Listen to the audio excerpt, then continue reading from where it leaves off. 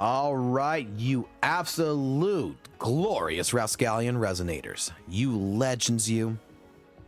The name's FOXSOL. Welcome back to the channel. Welcome back to some more Wuthering Waves. And in today's video, we're going to sit down and we're talking echo cost. We're going to do a little bit of a study guide behind it. So what I'm going to get at is that in general, you're going to have a lot of people that's going to fight about echo costing, which is 43311. They're going to fight about 44111, and there's other people who's fighting, you know, like 44431, 33311. There's different numbers. We'll break them down. In general, this guide is mainly going to focus around the 43311 versus 44111 because that's the primary sets that I do use. So I have more of a biased opinion about both of them, and I want to approach that with you. So if you're interested, take a seat at the bar, kick your feet up, grab some cold to drink, and let's dive right into the video.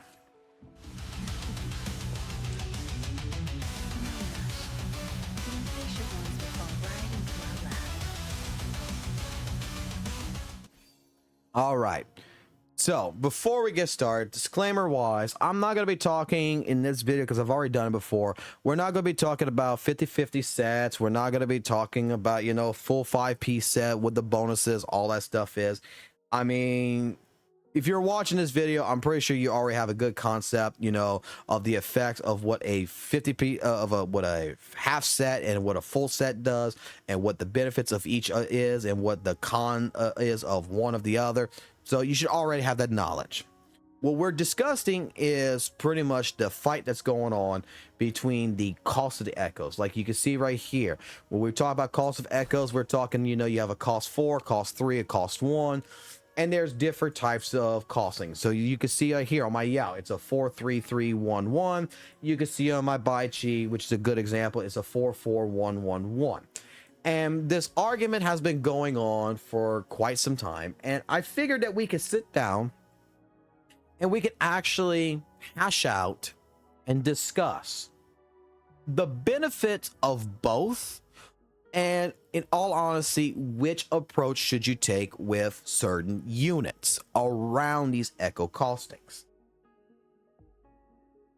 So, for example, you know, you're going to hear a lot, you know, if you do a 4411 set, like I hear all the time, you know, if you're that type of person that's approaching characters with that type of echo build, you're going to hear a lot of people that's going to complain to you and say, well, you know, that's not actually the most optimal way of doing the echo build. That a 43311 build, if you do it like this and you make sure your substats and all this like this, you'll actually have a more benefit with it at the end of the day. That is your optimal approach.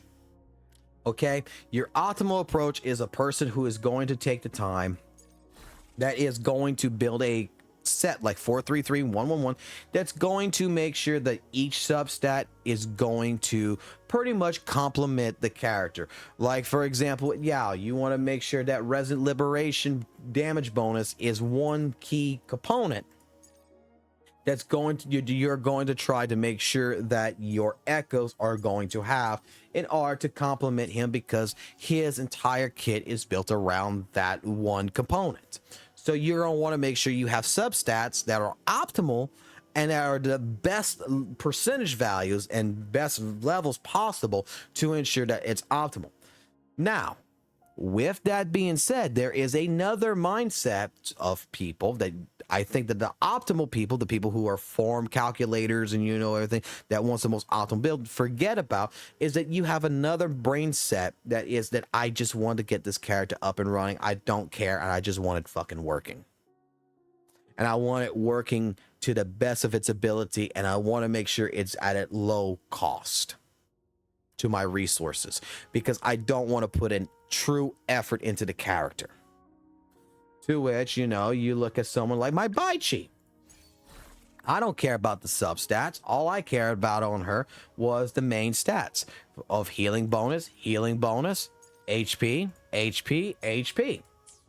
And you know what? It does its job. It does it really well, and I can get away with it. So I think that's a little bit more of the reason why this argument keeps aligning is that you're people who are like looking more into the optimization of what the echo cost is and what the echoes are the type of people who's going to spend hours upon hours to tune one echo to become as perfect as possible versus a person who is more resource, cautious, that doesn't want to put a lot of resources, that doesn't want to spend that much time to do this. And how do you approach this? That is one part of this entire scenario that I want to make sure that we're clear on, because I am the type of person that goes both ways. I want some characters to be as optimal as possible, and that's mainly going to be my DPSs, my damage per second characters. I want my damage dealers to be as optimal as possible. And I do believe that a 4-3, whether it is a 50-50 full 5-piece set, doesn't matter, but I believe at a cost value when it comes to main DPSs, the 4-3-3-1-1 structure is absolutely most likely going to be the best case scenario cost value for those types of units. Okay, I think that is the best approach. I think that's what everybody should be looking at when you're looking at a DPS first and foremost. Now, if you're a lower level of a UL level and you're like around like level, union level 50 or something, I'm gonna be honest with you, it doesn't matter what kind of echo cost you put on. You could put a 4-4-1-1-1 set on there, you're still gonna do damage. It's when you get into the part where your characters are now going to be level 90 and you're at the max UL level to where everybody's going to be at the highest. This is when you're going to really look at optimization and you're going to really look at cost of echoes. But here's the next part of my argument, or my opinion, is that I don't discourage a 4-4-1-1-1 set on certain units. I think that a 4-4-1-1-1 set works absolutely fantastic, fucking brilliant on certain characters, such as Baichi for her healing bonus aspect.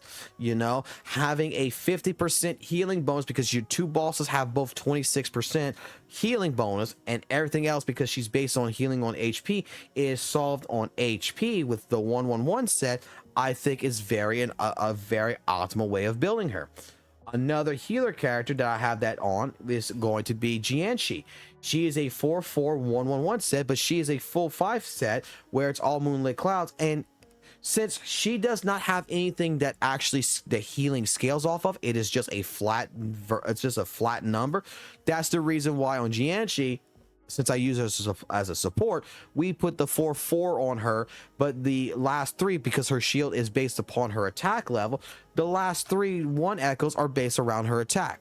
I want her to heal, but I also want her to provide a big enough shield to heal off of, So I think that in some cases, in a lot of cases, this does help out a lot.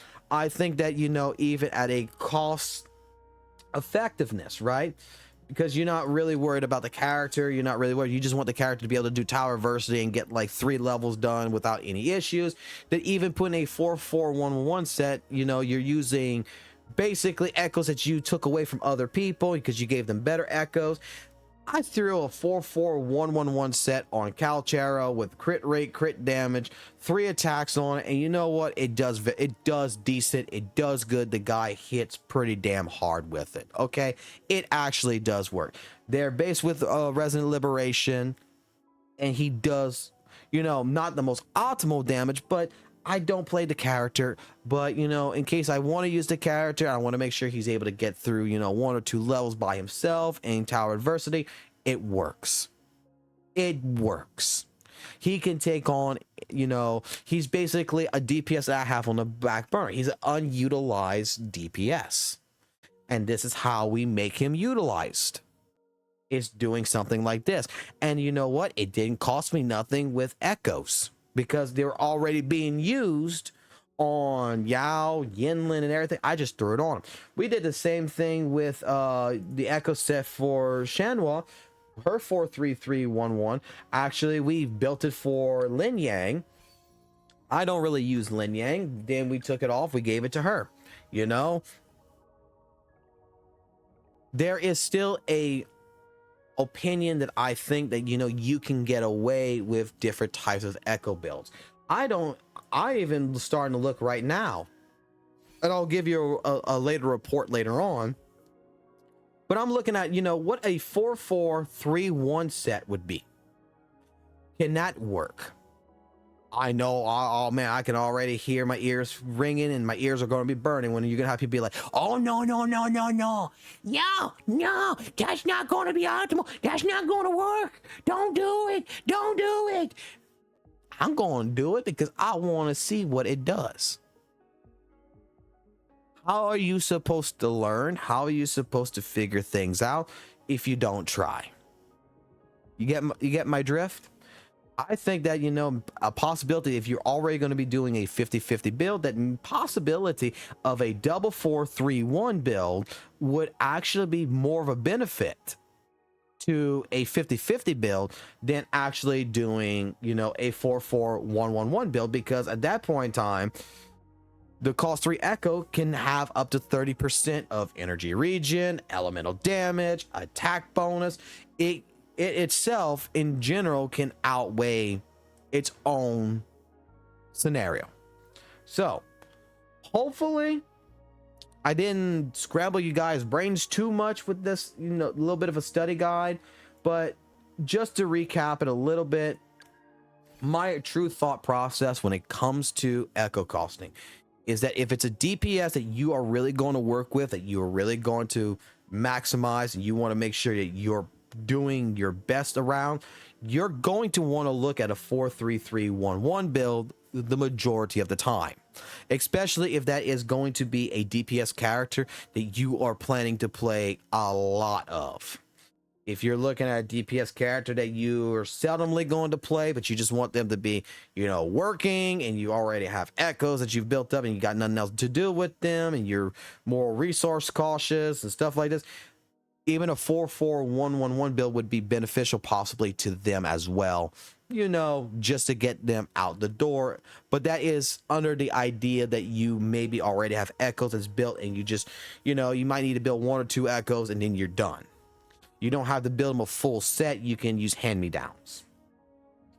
As well as, I believe that in a lot of different areas, the 4-4-1-1 build is more optimal for certain units like Bai-Chi that, you know, encompasses healing, and you want to make sure that you're maximizing that healing off that character to where when you hit resonant skill, it is healing for 6,000 versus, you know, doing a 4-3-3-1-1 build, which that healing now is only going to be doing like 49 to 5,000. You see what I'm getting at? So tell me what your thoughts is down below in the comments section. I would love to hear it. Let's hash it out. Join the Discord server. You know, it's in the link in description. Don't be afraid. Come talk. We'll be doing live streams later during this part of this week. Right now, we're doing recordings right now to get them out for the week. And join us on the live streams. We'll try to start doing them at around like 6:30 p.m. Central Time Zone to at least 10 p.m. Central Time Zone. And that way, you know, if you want to come talk live, talk builds, talk whatever while we're playing WutheringWaves, got no problems. Let's go ahead and do it. Alrighty, well, go ahead. I'm going to go ahead and give you back your time. You guys have a great one. My name was FOXSOL. Just remember, keep it real, keep it classy, keep it jazzy, and I'll catch you on the flip side. Peace.